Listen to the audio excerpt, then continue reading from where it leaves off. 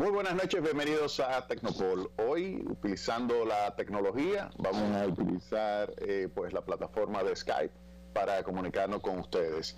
Y obviamente esto por el tema del momento, la pandemia del coronavirus. Y nosotros lo que vamos a hacer es utilizar pues nuestro medio para poder pues hacer el análisis económico de primero lo que es el impacto de esta pandemia y además de qué tipo de política económica se ha estado ejecutando para amortiguar ese impacto.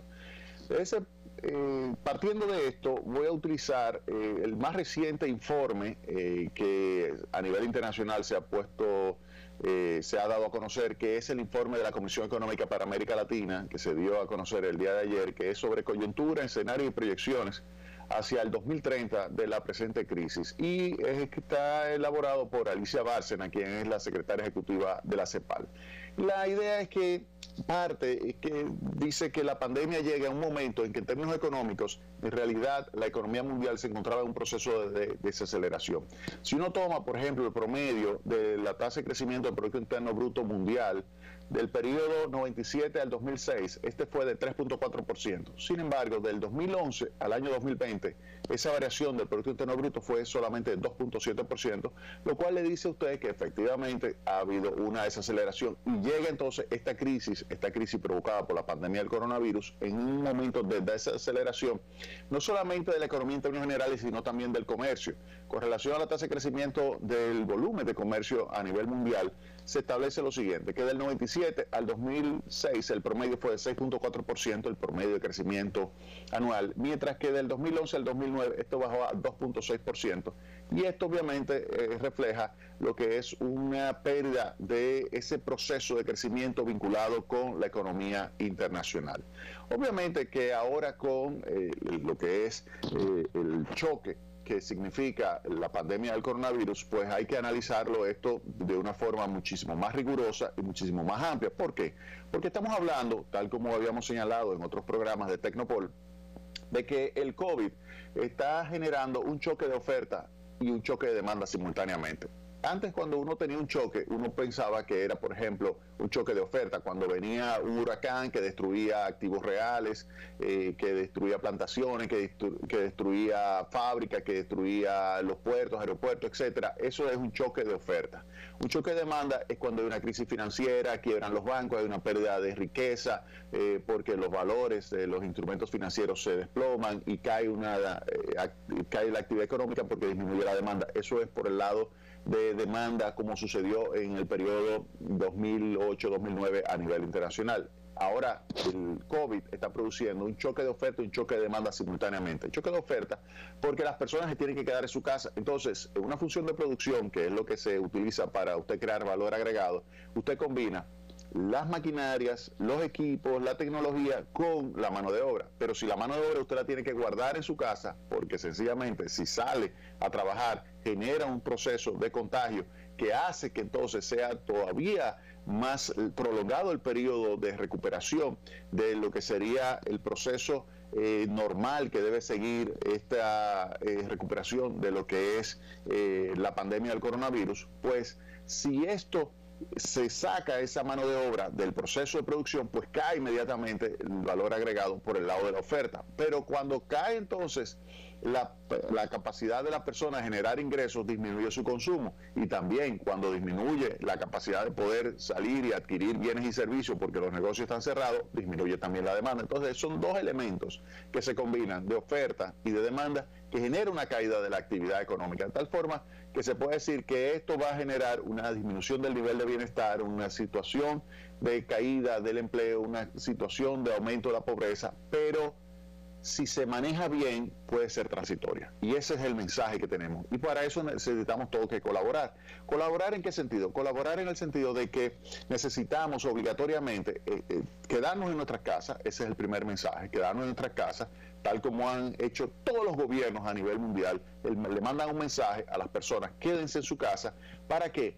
para romper la cadena de contagio. Si usted rompe la cadena de contagio, entonces usted está aportando lo que sería el proceso de solución de este problema. Y darle tiempo también, le da tiempo a los científicos para que continúen con el proceso de cura de la enfermedad y de una vacuna de la enfermedad.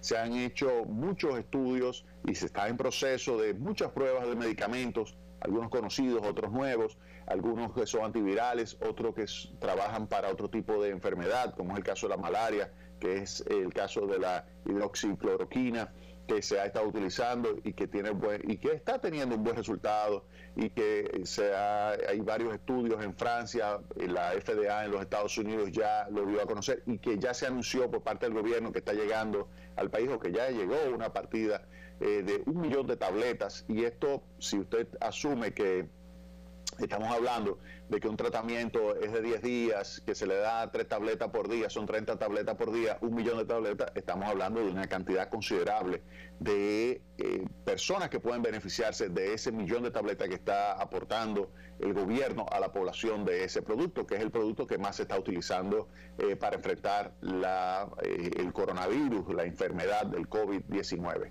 Ahora bien, volviendo al tema de lo que es la economía, hay que, obviamente, al sacar ese personal, pues va a caer la actividad económica y hay que amortiguarla. Entonces, ¿qué dice la CEPAL? Bueno, que en primer lugar, que se pudiera estimar en términos de variación del Producto Interno Bruto, se puede estimar una caída entre 3 y 4%, eso es utilizando data que es la data hasta final de marzo, pero abril, que va a ser un mes duro en términos de reducción de la actividad económica, puede hacer que eso, en vez de ser 3-4% de caída del Producto Interno Bruto, en este año puede que la caída del Producto Interno Bruto sea de 5 a 7% en muchos países. Algunos caerán 2-3%, otros caerán 9-10%, dependiendo la economía, depende también el tipo de sector económico que sea preponderante y que sea más impactado. Por ejemplo, si usted tiene una economía muy vinculada con el turismo, que tiene un sector de servicios importantes y tiene que cerrarse totalmente para cumplir con lo del quédate en casa y que no se puede hacer mucho teletrabajo, pues entonces en esa economía habrá una desaceleración más acentuada. Si usted tiene un sector industrial importante que puede seguir operando, que usted tiene algunas actividades que se pueden llevar a cabo vía telefónica, utilizando la tecnología, como en este caso el internet, pues entonces se pudiera perfectamente pues amortiguar un poco el efecto. Ahora, ¿qué hacen los gobiernos? ¿Cuál ha sido la receta económica ante esta situación? Mira, Olivier Blanchard ha estado hablando muchísimo de esto. Este fue un profesor por muchos años del MIT, después fue el economista jefe del Fondo Monetario Internacional. Greg Mankiw, que es profesor de la Universidad de Harvard también, lo que señala es, mire, la política fiscal es clave en esto. La política fiscal significa transferir recursos a personas que están perdiendo el puesto de trabajo. Para que ustedes tengan una idea, en las últimas 2 semanas se han registrado 10 millones de personas en los Estados Unidos desempleados. Es decir, el tamaño de la población completa de la República Dominicana se ha registrado como desempleado en los Estados Unidos y se espera que eso siga aumentando. Claro, eso va a ser totalmente transitorio, siempre y cuando lo sepamos manejar. ¿Cómo lo debemos manejar? Uno, manteniendo nuestra casa para reducir el tiempo de recuperación, y segundo, también ejecutando este tipo de políticas como la que estoy señalando, una política monetaria de transferencia de recursos. Usted me dirá, pero eso va a generar un déficit público. Claro que va a generar un déficit público, claro que van a caer las recaudaciones del gobierno, claro, eso significa que el gobierno va a tener que endeudarse, sí, eso es así, pero es peor que quiebre el sector productivo nacional. Hay que darle transferencia, hay que apoyar a las empresas, hay que apoyar a los trabajadores. ¿Para qué? Para amortiguar los efectos. Luego vamos a hablar más en detalle de esos temas para el caso de la República Dominicana con un invitado que nos vamos a comunicar por Skype para que les hable específicamente de cómo, si usted es un pequeño empresario, puede aprovechar lo que serían esas políticas que el gobierno de la República Dominicana está ejecutando para amortiguar el efecto negativo que tiene de quédate en tu casa. También para que tengan un ejemplo, los países desarrollados están ejecutando políticas muy similares. Por ejemplo, préstamo estatal y garantía de crédito. Alemania, España, Italia, Estados Unidos lo están ejecutando. Subsidio al desempleo. Alemania, España, Italia, Estados Unidos lo están ejecutando. Aplazamiento de impuestos, también todos esos países.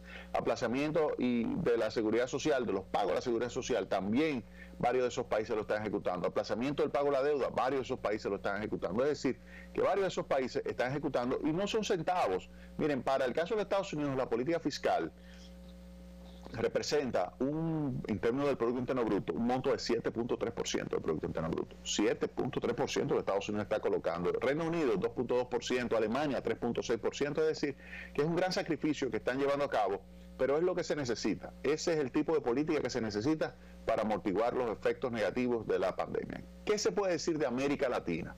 Y este informe de la Comisión Económica para América Latina, de la CEPAL, pues trae información interesante para pues América Latina y señala que pudiera caer entre 3 y 4%. Vuelvo y señalo, esto es únicamente por el hecho de que fue hasta marzo que se utilizó la estadística para hacer esa estimación.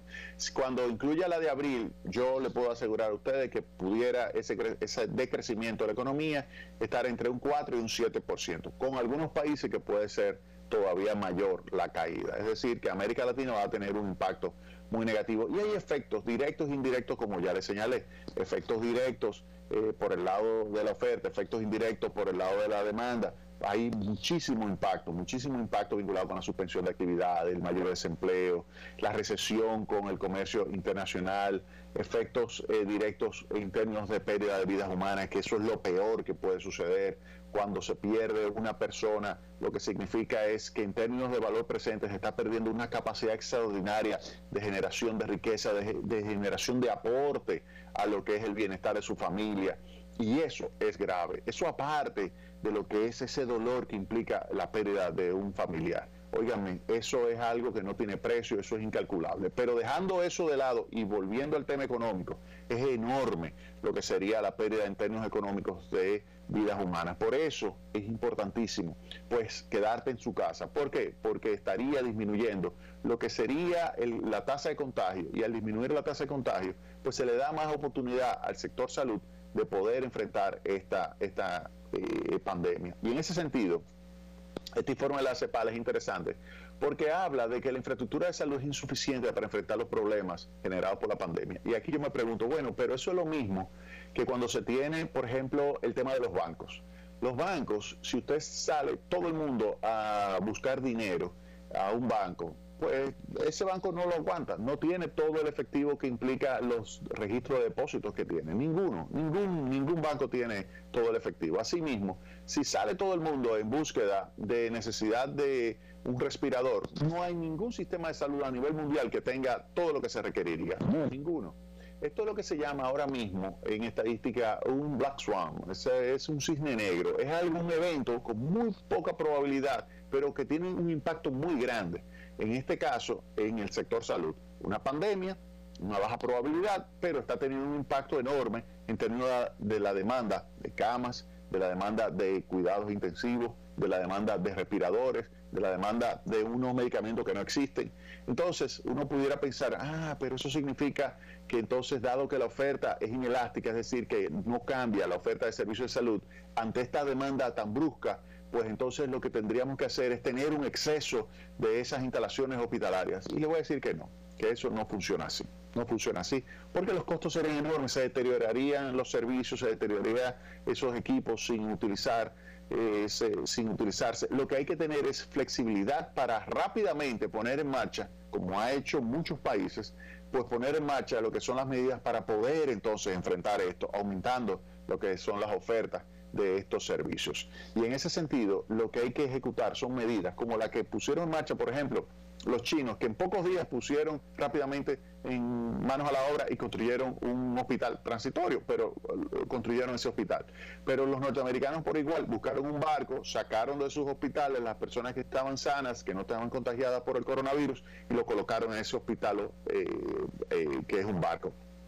Pero asimismo están colocando unas carpas que sirven como hospital en el Central Park. ¿Para qué? Para que de esa forma se pueda aumentar lo que es la oferta de camas que están disponibles para este tipo de situaciones. Pero en el caso de la República Dominicana también tenemos experiencia. Tú me dices, ¿cómo? Sí, claro. Miren, en la Feria de la Paz se construyó un hotel que tenía vocación de convertirse posteriormente en un hospital. Y ese es el Robert Reed. Fue un hotel en la Feria de la Paz de 1955 que se celebró durante esos últimos años del régimen del general Trujillo. Y una vez terminado la Feria de la Paz, se convirtió en un hospital de niños que llevó el nombre de Angelita Trujillo y posteriormente fue el hospital Robert Reed. Entonces, eso es lo mismo. Si nosotros necesitamos como país que se puedan, digamos, y se tenga que utilizar camas de los hoteles, pues vamos a hacerlo, vamos a buscar hoteles que estén ahora cerrados, que se puedan rápidamente convertir en hospitales y vamos a utilizarlo. Ahora, para evitar tener que hacer eso o aumentar significativamente la demanda de camas y de centros de cuidado intensivo, pues lo que hay que hacer es quedarse en su casa. Quedarse en su casa es lo elemental, es lo fundamental. Vamos ahora a hacer una pausa. Retornamos en breve con más Tecnopol y vamos a seguir expandiendo sobre este tema. Vámonos a la pausa.